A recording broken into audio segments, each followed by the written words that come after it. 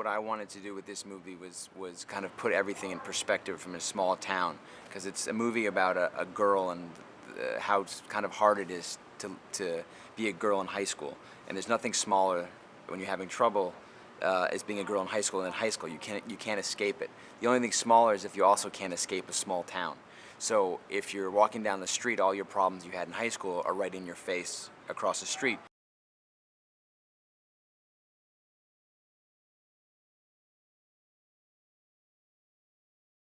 This is kind of what would happen if we took that Scarlet Letter and updated it into the time period we live in now, but instead of adultery, it's about a young girl's battle with being accused of promiscuity.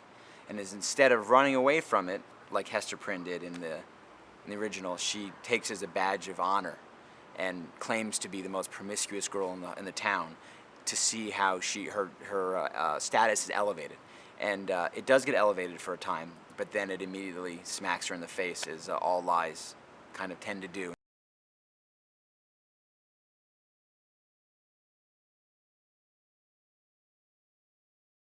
I bought the Scarlet Letter, went down to the bookstore, came back home, brought it home, and my wife said to me, "You know, we have like 5 copies of that." And that's one of those books that it's on everyone's bookshelf, but no one reads. So I started to read it, and I did. I said, I have to read this. So I did. I got through the entire Scarlet Letter, and it's very thick, but it's a great book. And what was happening back then in the 1600s is happening now, but in different ways. Nothing has changed. And we kind of put that in the Scarlet Letter scenes with Thomas Hayden Church is teaching the book to Emma Stone in her class, to kind of talk about how nothing changes over the years.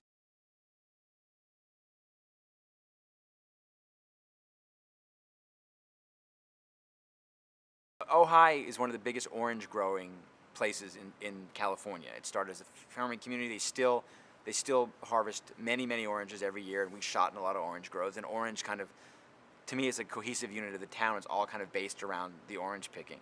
And I've put a lot of oranges in the back because of a lot of scenes, kind of symbolically. And I have a bet with Emma Stone that not one person will notice the oranges in the scenes. Not one person. She took the other side and she said, yes, everyone's gonna. So we'll see what happens after this comes out. It's just very subliminal. It just kind of ties things together.